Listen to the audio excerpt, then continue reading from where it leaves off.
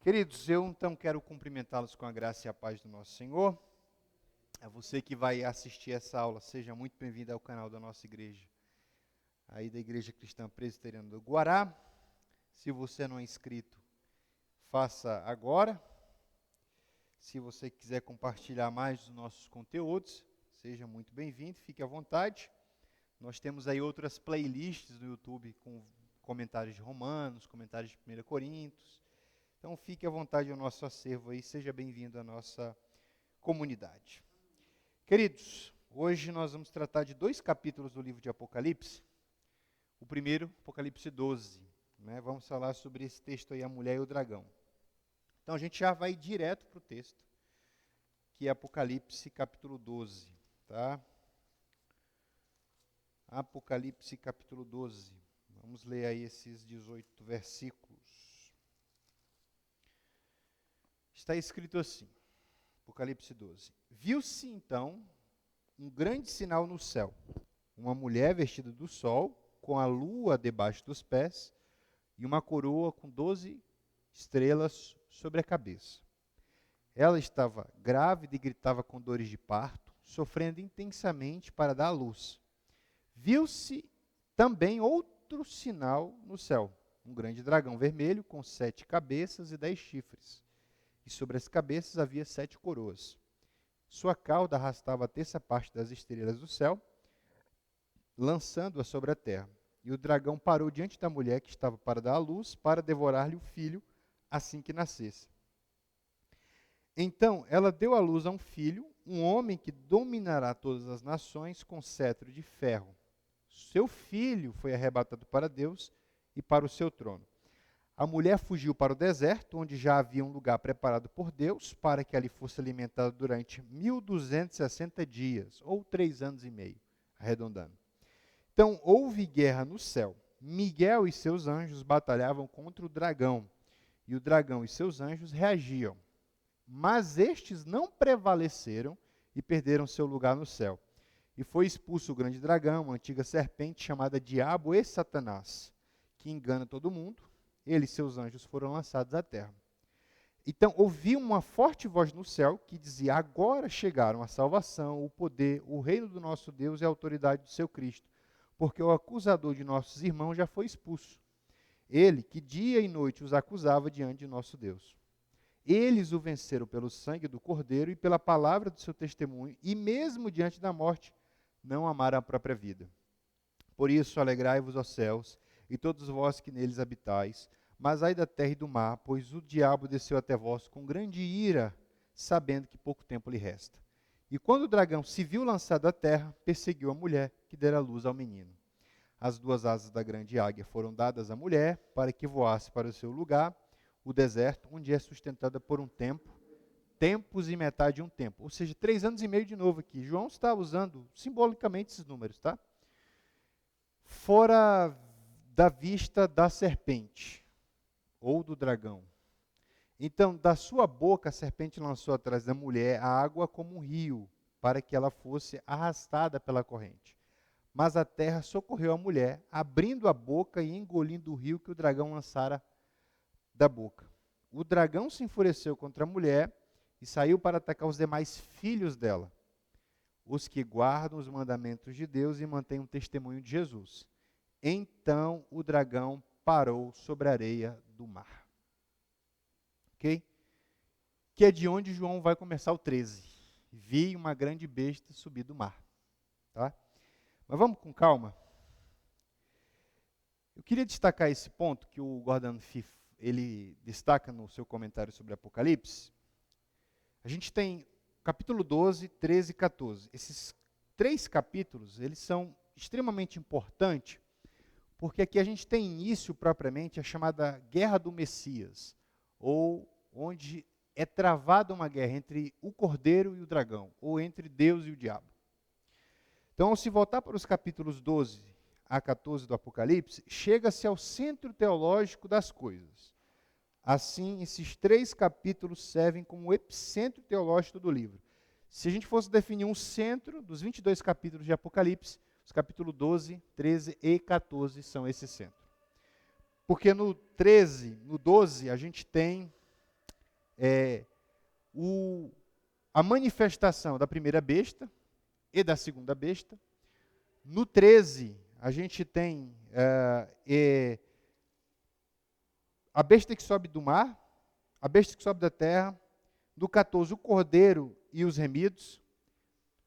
No 14, no final, a gente tem o triunfo do cordeiro sobre a besta e o triunfo dos mártires, daqueles que morreram e testemunharam a respeito de Cristo.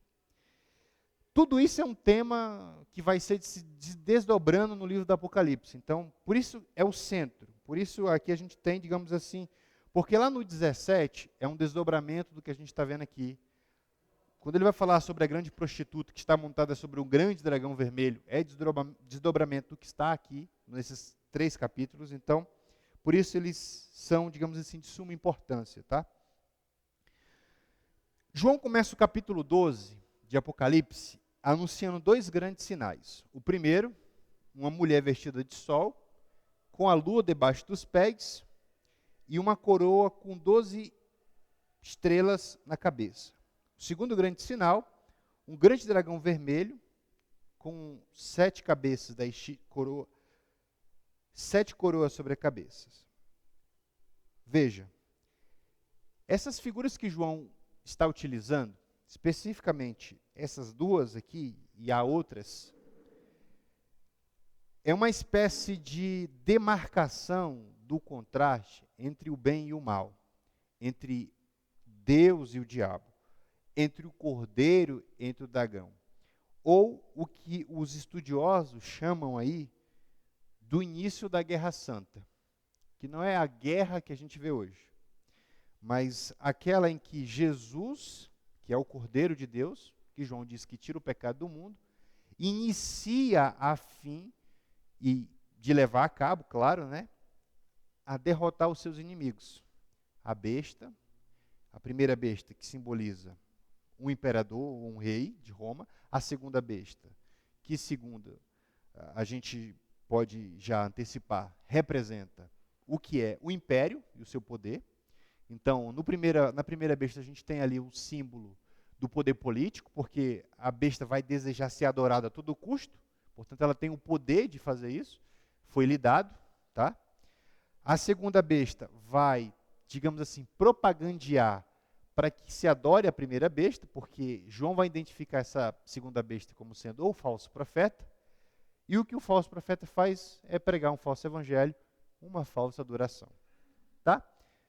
Então, o Balkan diz o seguinte, os capítulos de 12 a 14 descrevem a chamada guerra messiânica. O que é essa guerra messiânica? Desde a encarnação, porque veja, a mulher dá à luz a um filho aí, no 12, versículo 5, ela dá à luz, que é o símbolo ou a representação do momento que Jesus se encarna. Ali o diabo já está em guerra, porque lembra que na profecia do Gênesis, quando Jesus disse, porém inimizade entre ti e o teu descendente, e ele te ferirá. Então toda essa profecia, ela vai se cumprindo ao longo dos anos, porque há sempre uma inimizade entre o povo de Deus e o diabo. E ao longo da história, toda a tentativa do mundo foi de extinguir o povo de Deus, a saber, os judeus. Tá? O que está acontecendo hoje no mundo parece o que já aconteceu há 80 anos. Em vários lugares do mundo, os judeus estão sendo proibidos de entrar em lojas. Isso já aconteceu quando o nazismo assumiu o poder. Tá?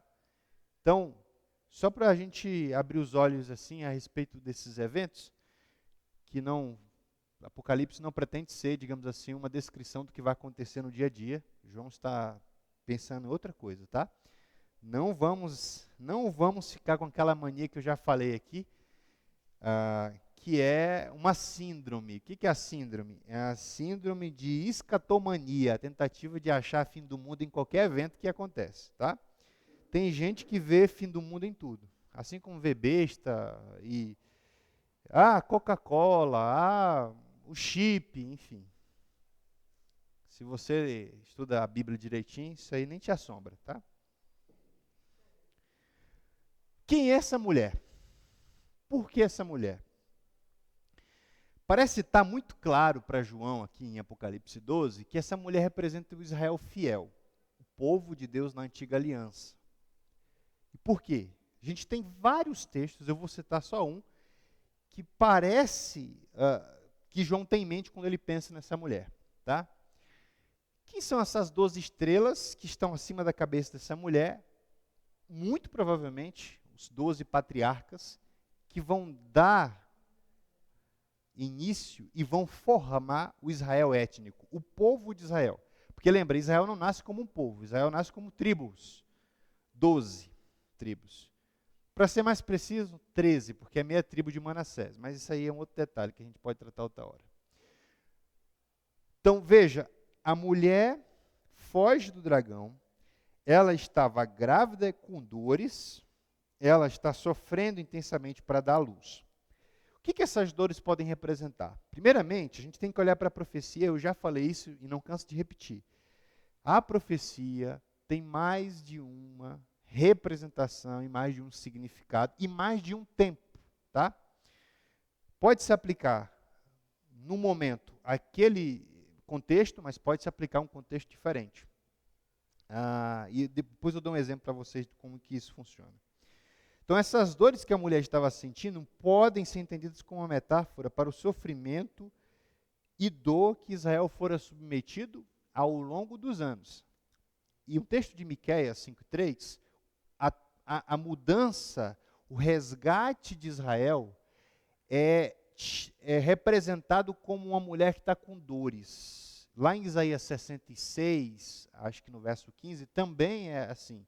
Então, muitas vezes, Deus usa a metáfora da gravidez, da conceição, como uma espécie de imagem do futuro. Jesus usou isso lá em Mateus 24. Olhem para a mulher grávida. À medida que o filho vem, as dores se intensificam. Assim será a vinda do Filho do Homem. Quanto maiores as dores, mais próximo está para acontecer. Então, essa não era uma imagem que os leitores de João não conheciam. Eles conheciam muito bem. Então, muito provavelmente, esse é o significado. Só que também pode representar, né, num segundo momento, acho que num background mais abaixo, né, o momento em que Maria dá a luz ao seu filho. Porque ela também vai para o deserto. Tá? E a gente vai tratar isso, então, desses tempos da profecia. Mas vejam, João vê esse primeiro sinal, uma mulher que aqui simboliza o Israel fiel, e em seguida um outro grande sinal. João vê um dragão vermelho, e tem 7 cabeças e 10 chifres, e sobre as cabeças havia 7 coroas. João faz questão de explicar, e aqui é o único lugar na Bíblia, e são muitos capítulos, tá? 1189 capítulos na Bíblia, em que João identifica quem é o dragão. Se você vier comigo aqui no verso 9, ele vai explicar. Apocalipse 12:9. E foi expulso o grande dragão, esse é o primeiro nome. Aí, a antiga serpente, que já aparece no Gênesis, lá tentando a mulher. Chamada diabo, a palavra diabolos é o grego, e a palavra Satã é o hebraico, que significa uma coisa só, acusador. Tá? Que engana todo mundo. Ele e seus anjos foram lançados à terra. Então, João já explica quem é o dragão. Que tem uma atividade, que é enganar. Percebe que quando ele é solto por 1000 anos, simbolicamente a prisão não é física, é uma prisão simbólica, o diabo vai ter um período, vai ter uma atuação maior quando Jesus estiver prestes a voltar, para tentar as nações. E tentar ludibriar as nações, porque o engano digamos assim, é a especialidade do diabo. Tal que Paulo vai dizer que ele se transfigura em anjo de luz. Então ele tem muito poder para fazer isso. E veja, na besta que sobe do mar, ela vai fazer com que a imagem da besta seja adorada. Então ele sabe o que faz. Porque tanto a besta que sobe do mar, quanto a besta que sobe da terra, vão agir segundo a eficácia do dragão, que é o diabo. Tá? Então, o primeiro texto é isso. Lembram de José? José no Egito e não do Egito, tá? porque José não era do Egito. José teve outro sonho e contou a seus irmãos, dizendo: tive outro sonho. Olha os elementos. O sol, a lua e 11 estrelas se inclinavam perante mim. Quando contou o sonho a seus pais e a seus irmãos, o pai repreendeu e disse: que sonho é esse que tiveste? E Jacó já sabe do que está falando o sonho. Será que eu, tua mãe, teus irmãos iremos aí inclinar com o rosto em terra diante de ti? Por isso que a mulher lá tem digamos assim, um lastro histórico. Ela representa Israel. Tá? E um outro texto interessante a respeito do dragão, que João, não à toa, escreve o Evangelho e também o Apocalipse, e vai dizer, Jesus estava conversando com os judeus, tá? Nesse contexto aqui de João 8. E Jesus disse o seguinte, olha a afirmação de Jesus: o vosso pai é o diabo, e quereis satisfazer-lhes os desejos. Ele foi homicida desde o princípio e não se firmou na verdade, pois nele não há verdade. Quando ele mente, fala do que é próprio, pois é mentiroso e pai da mentira. Então o diabo conhece a mentira como ninguém. Então ele sabe enganar, ele sabe mentir.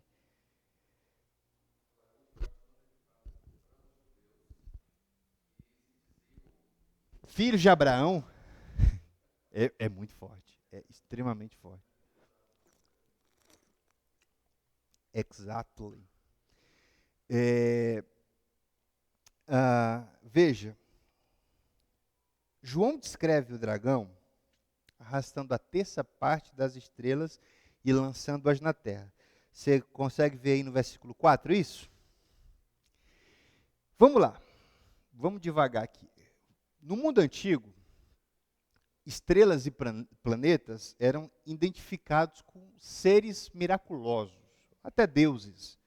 Não à toa eles eram adorados como divindade. Sol, terra, lua, enfim. Mas aqui não parece se referir a isso, mas a anjos, tá? Muito provavelmente os anjos rebeldes, que juntamente com Satanás, por que não Lúcifer? Deixa eu entrar numa polêmica. Primeiro, essa palavra Lúcifer não aparece no texto hebraico, que seria a tradução de portador de luz. Mas, no meio evangélico, aparece. De onde vem Lúcifer ou Lúcifer?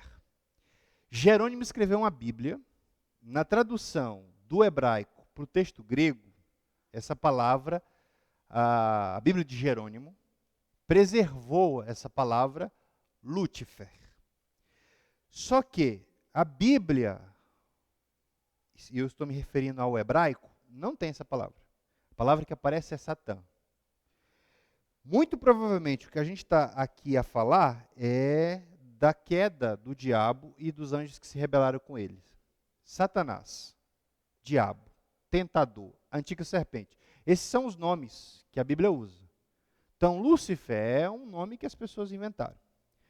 Até no texto que a gente costuma dizer que é o texto que descreve a queda de Lúcifer, que é Isaías 14, não é sobre Lúcifer, e não é sobre a queda do diabo, é sobre o rei de Tiro. Tá? Sempre que eu ouço essas afirmações, eu falo assim, vamos ver se passa no teste da Bíblia. Tá? Então, vamos com calma. O diabo se rebela, com ele, veja, olha que coisa, irmãos, se o diabo conseguiu enganar anjo, imagina tu. Tá? Num lugar em que não havia pecado ainda, porque o céu era inviolável. E ele conseguiu arrastar muita gente com ele. Aí você me pergunta, quanto que é um terço? Não sei, mas eu digo que é muito, porque o diabo sabe toda a tua vida. Como é que ele consegue saber toda a tua vida se ele não é onisciente? É porque quando você está na tua vida inteira, tem demônio te observando. No mundo espiritual, o mundo espiritual nunca para. Então esses demônios que trabalham para o diabo, porque o diabo tem o império do diabo, eles prestam informação para o diabo.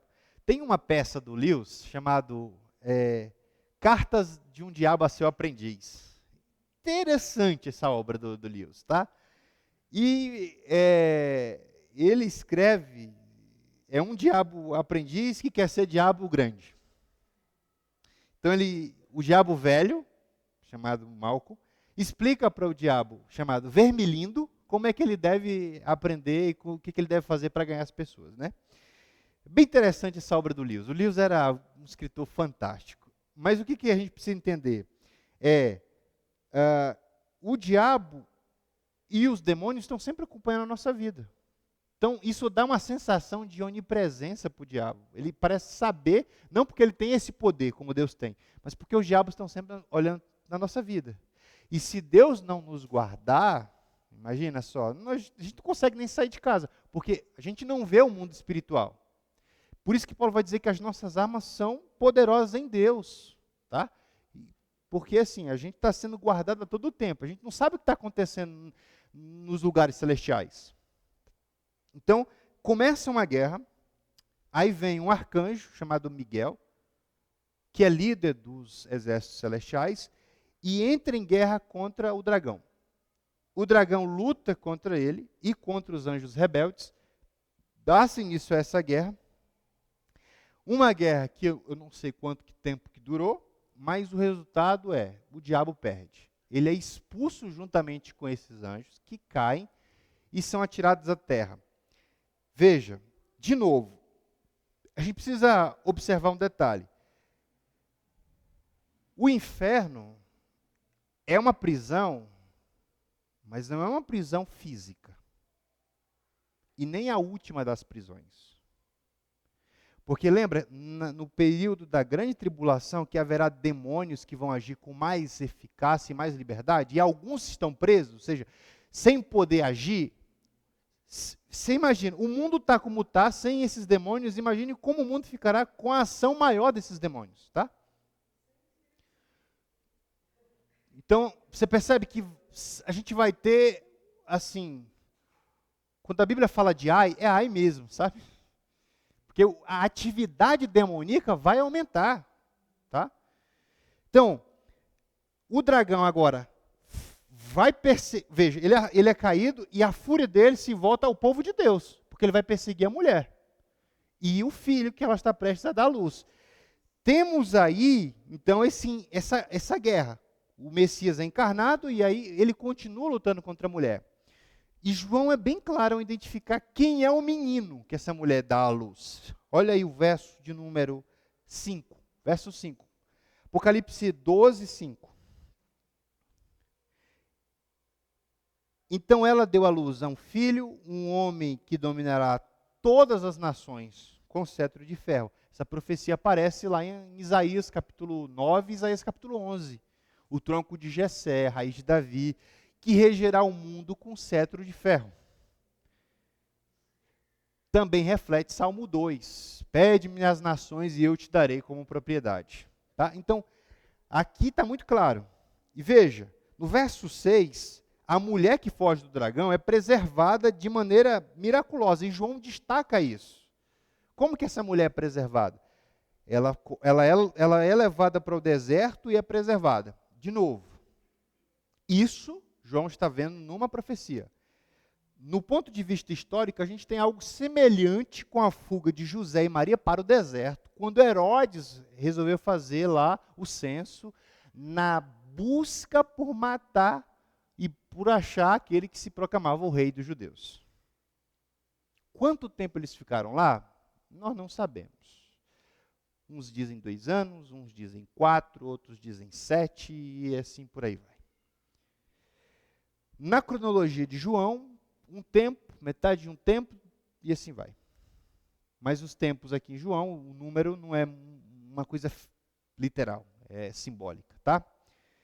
Então, veja, e uma coisa importante aqui, João está vendo a derrota do diabo.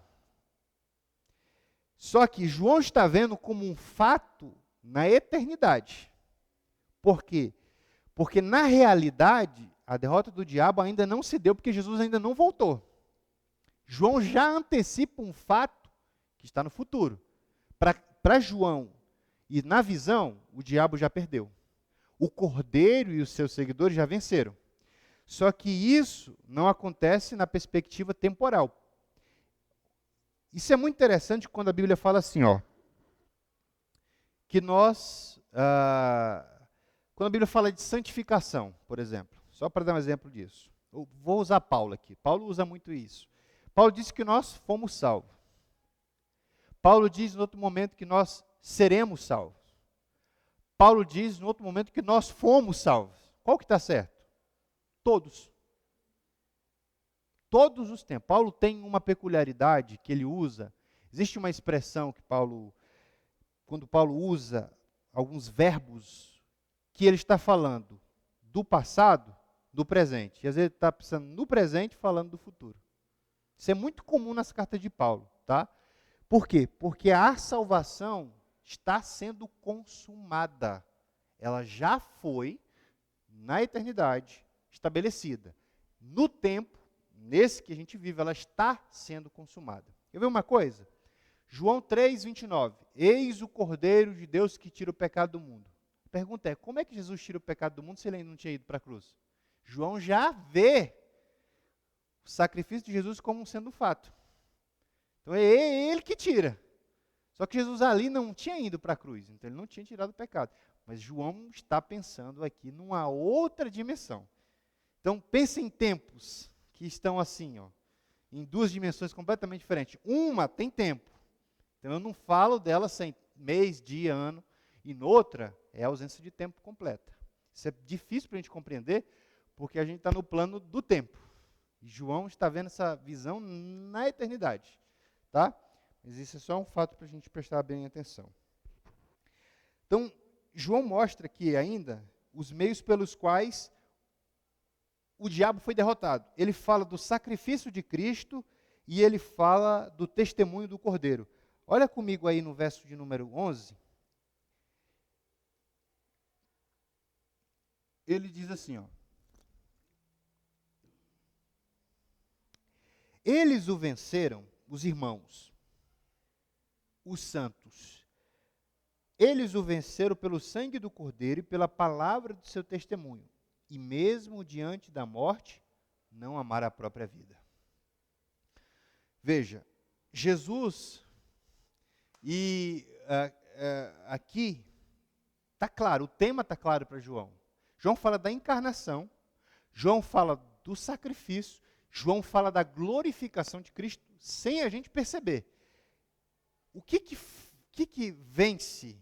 O que fez com que a gente vença? O que faz com que a gente vença? O sacrifício de Cristo.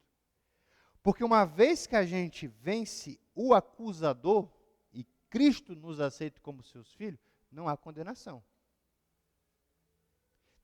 E, uma vez que eu dou testemunho de Cristo, o meu testemunho é um contra-testemunho, é o testemunho da adoração, da falsa adoração, que o imperador reivindicava para si, porque os Césares e Nero reivindicavam o título de divino. Veja, Apocalipse é muito subversivo nesse sentido. Está mostrando, ó, só existe um digno de adoração. Então, cuidado em quem você deposita a sua adoração, tá? E aí é dito uma coisa interessante. Depois que o testemunho, depois que é apresentada a vitória dos santos, dos irmãos, chamado João aqui, ele diz o seguinte: há um misto de alegria e tristeza que é anunciado. Por um lado, os que estão no céu se alegram porque a besta, ou o dragão, foi lançado na terra. Por outro, a terra se lamenta porque o diabo agora vem com muita fúria, sabendo que resta pouco tempo para ele. Então, é um misto aqui, de tristeza por um lado e de alegria por outro. Veja,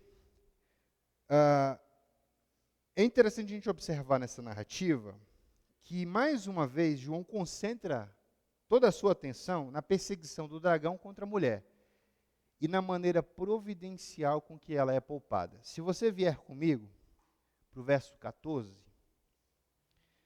diz assim, ó, a mulher está sendo perseguida, aí é dito, as duas asas da grande águia, que é um elemento que aparece na narrativa apenas aqui, e a gente não sabe exatamente o que ela está aqui fazendo, mas João coloca essa águia, foram dadas à mulher para que voasse para o seu lugar, aí tem um aposto explicativo, o deserto, vírgula de novo, onde é sustentada por um tempo, tempos e metade de um tempo. 3 anos e meio ou 1.260 dias. A mesma coisa. João não pretendia que seus leitores entendessem isso aqui como literal, esses números, tá? E é bom que a gente também não os entenda assim. Então, de sua boca, ou da boca da serpente, né? Ela lançou atrás da mulher a água como um rio, para que ela fosse arrastada pela corrente. O que a gente precisa entender? A fúria do diabo, o dragão, a antiga serpente, contra o povo de Deus, aqui, os judeus. Mas ela não para. Mais uma vez, o dragão inicia uma nova perseguição contra a mulher, e aqui eu quero que você preste bastante atenção para uma coisa. Olha só. Olha o 17. O dragão se enfureceu contra a mulher e saiu para atacar os demais filhos dela. Não são judeus aqui, viu? Isso aqui é a igreja agora. No começo, sim, os descendentes da mulher são judeus, mas aqui agora não são judeus. São os outros filhos da mulher. E parece estar muito claro aqui o que Paulo vai dizer lá em Gálatas 3:29. Quem são os judeus, ou quem é o verdadeiro Israel? É o verdadeiro Israel, o Israel espiritual. Tá? E se sois de Cristo, Gálatas 3:29, então sois descendência de quem? De Abraão. E herdeiros conforme a promessa. Este é o verdadeiro Israel. Porque a gente é o Israel que participa da promessa que Abraão recebe, mas como descendência espiritual e não biológica. Nenhum de nós é judeu aqui. Eu acho que não.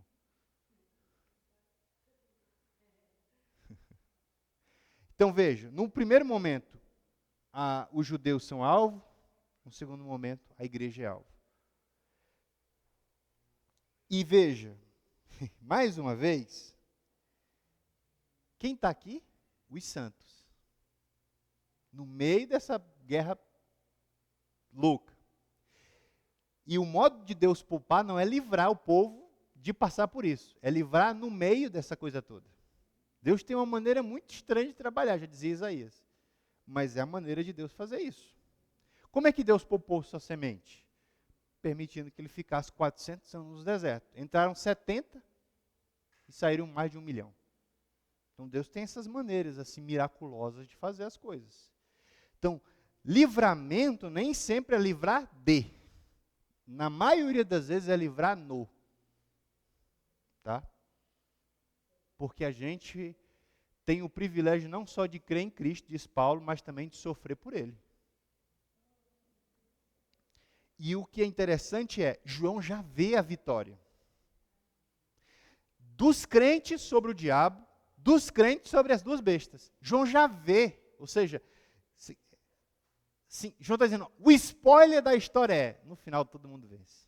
Os que perseveram ao lado do Cordeiro não fracassam, porque Deus vai proteger providencialmente a sua igreja da ira que será derramada sobre a terra.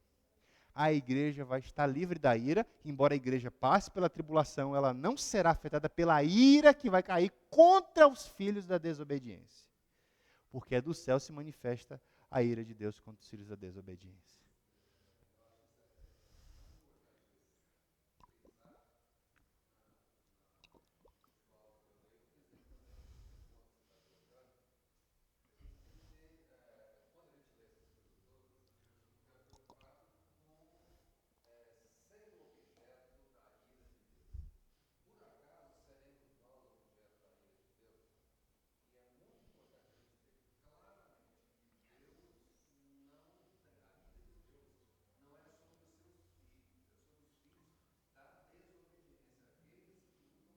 Exato.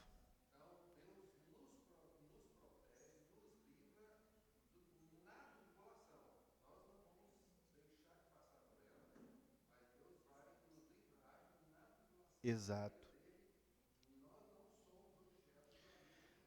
Até porque, o mestre colocou aqui muito bem, presbítero Kelso, até porque se Deus derramasse ele sobre a igreja, ele estaria tratando a igreja e ímpio como a mesma coisa. E Deus faz a distinção entre o que serve e o que não serve, irmão.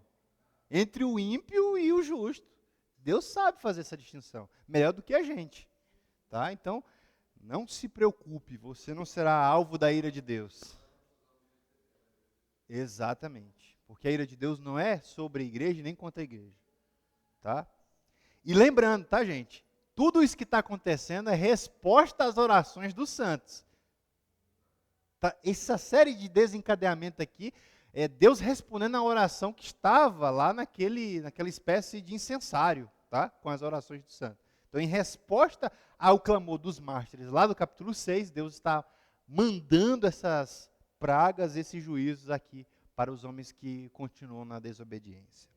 O Eugene Peterson, nesse livraço de Lei, Trovão e Verso, o livro do Apocalipse e a oração imaginativa, ele diz o seguinte, ó, a disputa do dragão não se dá contra toda a raça de Adão, mas apenas contra as pessoas de fé, cuja vida é marcada por atos de obediência a Deus e testemunho das palavras de Jesus. Ou seja, o anticristo, ele vai atacar aqueles que se recusam a adorá-lo, a aceitar a sua marca, no caso de João, a adorar o imperador. Quantos cristãos morreram porque se recusaram a reconhecer Nero, César como deuses? Muitos na história da igreja. Que em muitos países, como China, em que o Estado é uma espécie de Deus, o Leviatã, né? Então, muitos cristãos morrem porque se recusam a adorar o Estado como uma divindade, o caso que acontecia muito comumente em Roma. Ficou claro até aqui? Se tiver dúvida, a gente resolve. Foi? Ficou claro?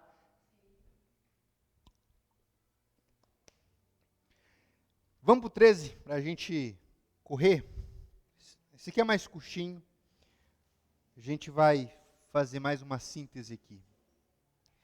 João vê agora uma besta. Veja, no 18, o dragão parou sobre a areia do mar, não é? Olha aí, 12 e 18. Está lá. E agora do mar, o que sobe? Uma besta. Está tudo concatenado isso aqui. Vi subir do mar uma besta com 10 chifres,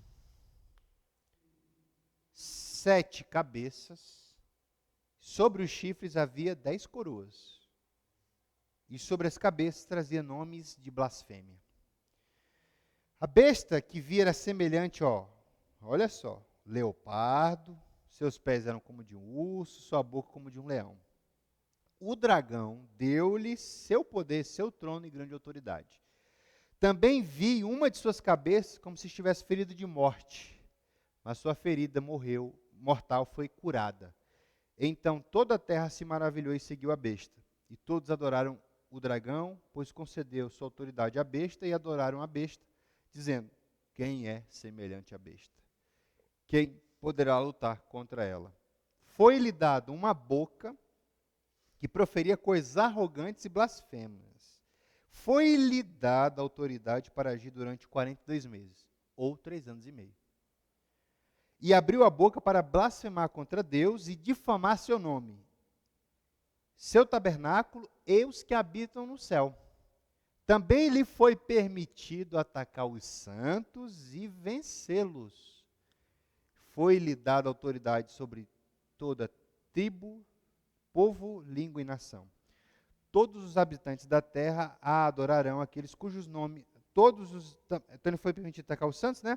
Todos os habitantes da terra a adorarão, aqueles cujo nome não estão escritos no livro do Cordeiro que foi morto desde a fundação do mundo. Os crentes permanecerão fiel a Jesus aqui. Se alguém tem ouvidos, ouça. Se alguém levar para o cativeiro irá. Se alguém matar a espada, é necessário que seja morto a espada. Aqui estão a perseverança e a fé dos santos. Vamos lá. Vamos destacar 2 aspectos dessa visão. Primeiro, histórico. Aplica-se a figura de Nero e muito provavelmente dos reis romanos, tá? Porque Roma é uma referência aqui. Lá no 17 de Apocalipse, onde é que está Roma? Sobre 7 colinas. É mencionado que essa besta tem aqui, 7 cabeças. 10 mais aí, 10 coroas. Muito provavelmente 10 reis, porque é o que João vai identificar lá no capítulo 17 de Apocalipse. Tá? Então a gente está falando de Roma aqui. Tá? E muito provavelmente aqui a figura que João tem em mente é de algum imperador ou de algum rei. Especialmente Nero ou algum outro. Embora, deixa eu destacar isso, quando João escreve Apocalipse, quem era rei, imperador, não era Nero, era Domiciano. Tá? E sim, já estava morto quando João escreve Apocalipse. Tá? O sentido escatológico é o que importa para a gente aqui. Esse ser, essa besta, é uma antivisão, uma visão antecipada do anticristo que virá. Porque ele recebe a autoridade. Isso é muito importante, porque o diabo não age por conta própria, gente. Deus estabeleceu o limite para o mal e para o diabo. Só vai até onde Deus determina. Ele recebe autoridade também para matar e para perseguir os santos, até onde Deus permite. Tá? Veja, a besta descrita com 10 chifres, 7 cabeças, sobre a cabeça, nome de blasfêmia. Sua aparência é o que a gente chama aqui de uma encarnação. Lembra da profecia de Daniel? Os 4 animais, os 3 primeiros são descritos como animais, o leopardo, o leão, o urso. O último animal não recebe uma aparência. Ele é descrito como um animal feroz, mas que não recebe uma aparência de nenhum animal conhecido. Então, provavelmente, olha como João representa aqui o anticristo, como uma espécie de encarnação dos 3 mais poderosos impérios que já existiram, que foi o babilônico, Medo-Pérsia e Grécia. Ele vem com essa, digamos assim, com esse poder, tal qual esses impérios exerceram ao longo dos anos. Veja, a besta que sobe do mar, essa que a gente está falando, ela vem segundo a eficácia do dragão, que a gente sabe que é Satanás. Então, imagina só, não sei se vocês já perceberam a paródia que está aqui, porque a gente tem uma trindade também. É Deus Pai, Deus Filho e Deus Espírito Santo. E temos uma trindade satânica aqui também.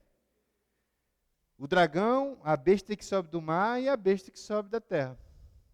Ou o dragão, ou o anticristo, o dragão e o falso profeta. O diabo está sempre tentando, de alguma maneira, rivalizar com Deus. Tá? Então isso é bem interessante a gente observar. A besta é ferida. Tem uma ferida de uma doença mortal, mas eu digo, é apenas pretexto de sua autoproclamação, porque depois ela é curada dessa ferida e as pessoas começam a adorar essa besta. Veja, é importante a gente destacar isso aqui, ó. Tanto Nero quanto os demais reis romanos ou imperadores reivindicaram para si o título de divino. Tá?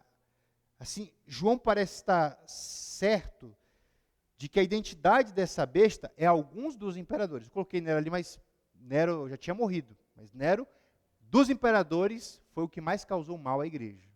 Até mais do que Domiciano, tá? Que é o imperador no momento que João escreve Apocalipse. Que matava assim, rindo, sabe? Com gosto. Ele adorava matar crente. Então, ou Nero ou algum outro imperador. Essa é a imagem escatológica que João tem na mente, tá? E é também a imagem que a gente precisa entender de que o anticristo, quando vir, veja, esse anticristo não é ser só contra Cristo não, gente, tá? É um anticristo porque ele se coloca no lugar de Deus, no lugar de Cristo, para receber a adoração também. Por isso que ele é anti, não só contrário, mas porque ele quer receber a glória que é devida a Deus. Então ele se coloca nesse lugar. Então, aliás, muitos reis e imperadores romanos eram, em sua maioria, sacrílegos e blasfemos. Não só porque reivindicavam a adoração para si, mas porque cometiam todo tipo de barbaridade. Não é à toa que Roma era chamada de Grande Babilônia, porque ela chocava todo tipo de pecado. Lutero ficou escandalizado com Roma. Ele descreve nas suas autobiografias o que era Roma. Ele disse que chegava a enojar, porque moralmente era tão pecaminosa Roma, que ele ficava a ponto de vomitar. Então a gente tem que ter essas imagens na cabeça. Então, João descreve a adoração à besta como divinização de um homem que se proclama como Deus. A besta que sobe do mar recebe permissão para perseguir e matar os santos. E quem são esses santos? Aqueles que não adoram a besta. Todos aqueles que não adoram a besta. Quando eu disse que os outros filhos da mulher eram crentes, ou a igreja, está claro. João explica, olha só. Volta aí no 12:17. O dragão se enfureceu contra a mulher e saiu para atacar os demais filhos dela. Aí ele usa uma vírgula para dar uma explicação aí. Os que guardam os mandamentos de Deus e mantêm o testemunho de Jesus. Isso usou os demais filhos. Então, aqui nós temos mais uma prova de que a igreja passa pela grande tribulação, porque ela será resistência contra a besta. No caso aqui, o anticristo. E mais, o culto à divinização. Por quê? Porque os santos lutarão contra a besta em favor do cordeiro. Lembrando que a gente está numa guerra aqui. Tá? Do dragão contra o cordeiro, de Deus contra o diabo. Então, aqueles que foram selados, isso é importante destacar, cujos nomes estão no livro do cordeiro, não vão adorar a besta. Porque reconhecerão ali a falsa adoração, e mais do que isso, reconhecerão na besta alguém que não é digno de adoração, porque só adorarão a Deus e ao seu Filho. Então, e mais do que isso, haverá morte e dificuldade nesse tempo. Aí, sim.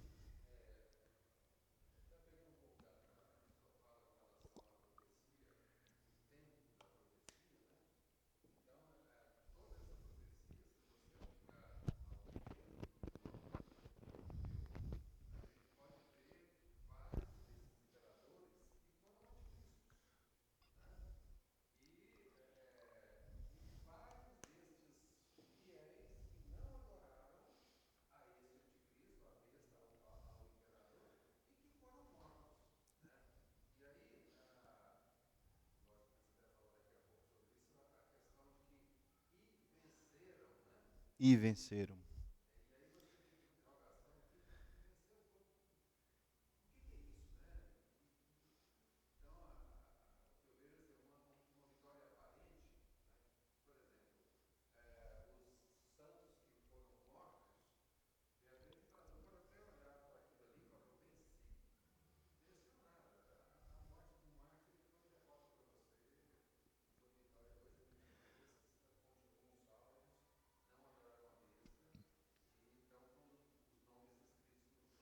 Porque nesse caso, e muito boa colocação, a morte não é nada para nós.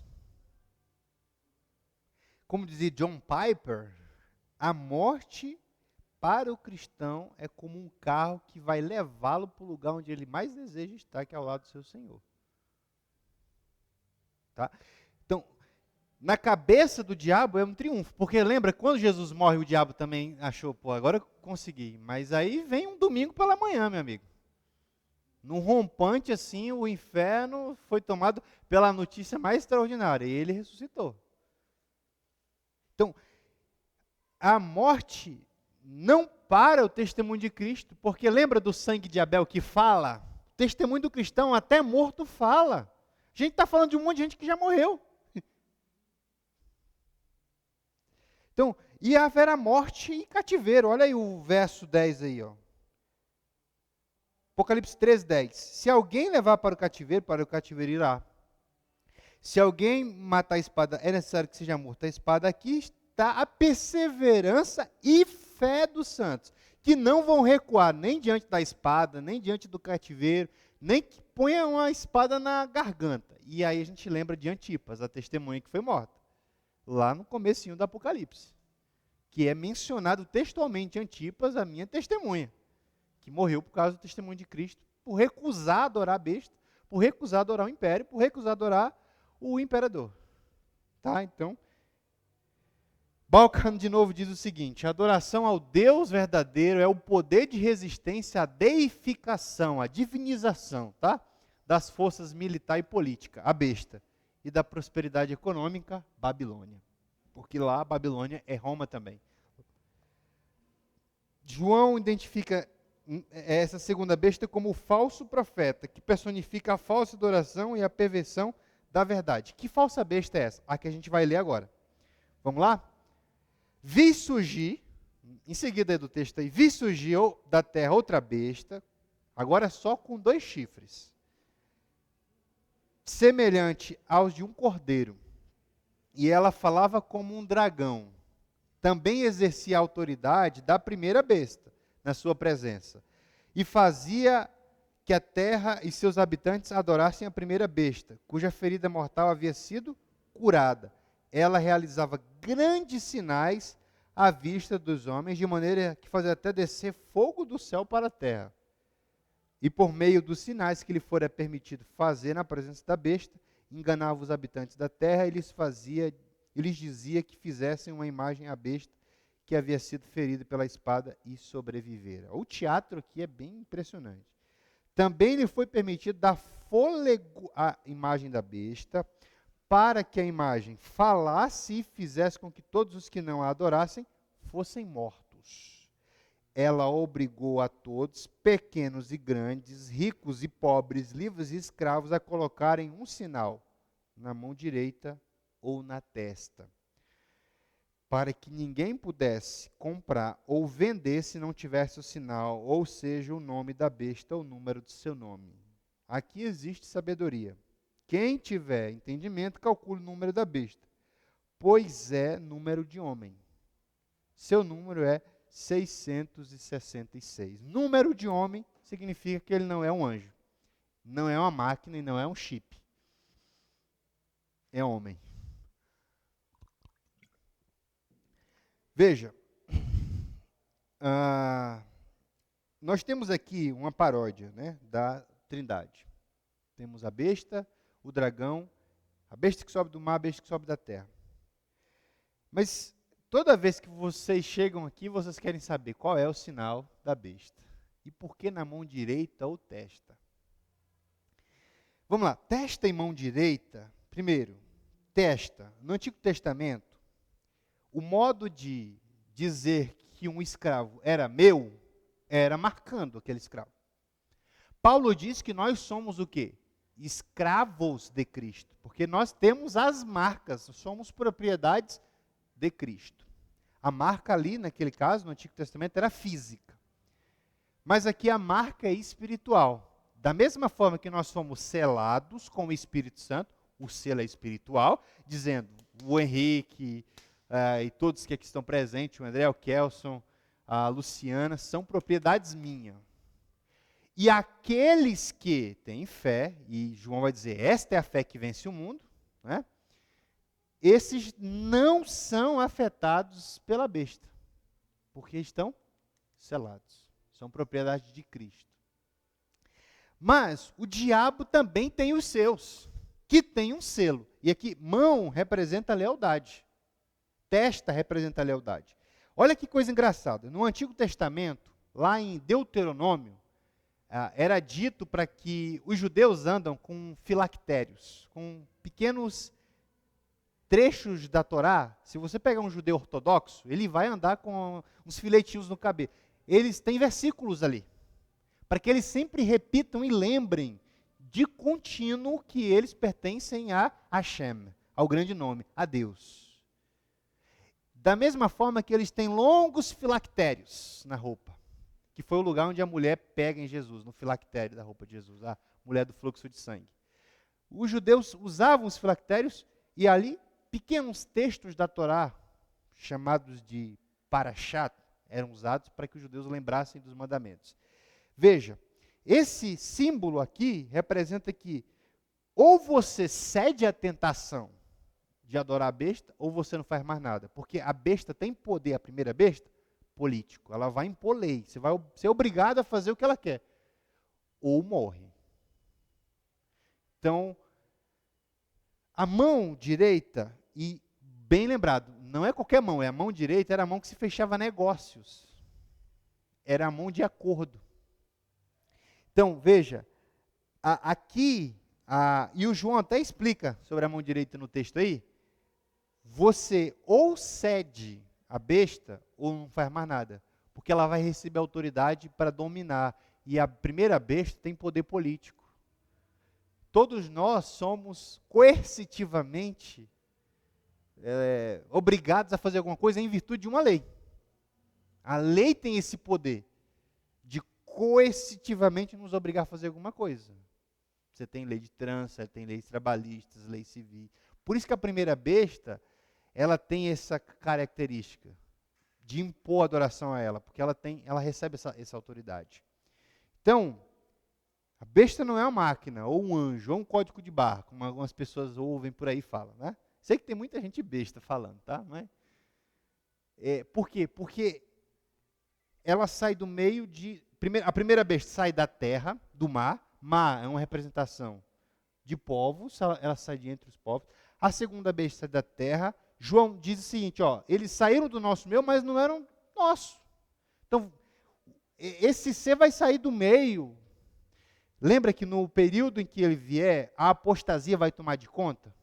O engano, a mentira vão se multiplicar mais do que já existe. Então, é quando o caos se instalar no mundo, esses personagens vão aparecer. E vão aparecer com soluções inovadoras. Porque é sempre assim. E vão granjear para si muitos seguidores, irmãos. Hoje o diabo já tem um monte de seguidor. Sem fazer muita coisa, prometendo muito, não dando nada. Imagine quando ele fizer esses sinais. Porque a ideia é, o diabo tem esse poder porque ele recebeu. E Paulo diz, o diabo pode se transfigurar até em anjo de luz. Eu lembro de uma passagem, eu não sei se no filme do Lutero ela aparece. Lutero ele tinha muito problema com o pecado. Na cabeça de Lutero, o pecado era uma coisa tão terrível que ele se flagelava, ele se fazia, até entender Romanos, né? E uma vez ele estava orando no mosteiro, e um Cristo apareceu para ele. Só que esse Cristo apareceu assim, sem as marcas na mão, e Lutero disse, para trás de mim, Satanás. Não era Jesus, era um demônio, porque o demônio tem isso, e isso Lutero dizia, porque o cordeiro preserva as marcas da cruz. Esses sinais, que mostram que o sacrifício foi pago. Então, não ignoremos os ardis do Satanás, irmãos. Seguidores de Cristo haviam aprendido algo profundo sobre sacrifício e morte. Persistência e fé são forças agressivas na batalha feroz entre o diabo. Quanto mais um crente resiste ao diabo, mais furioso ele fica. Quanto mais fiel um crente a Deus, mais isso deixa o diabo furioso. Você já viu o diabo com fúria de um crente mais ou menos?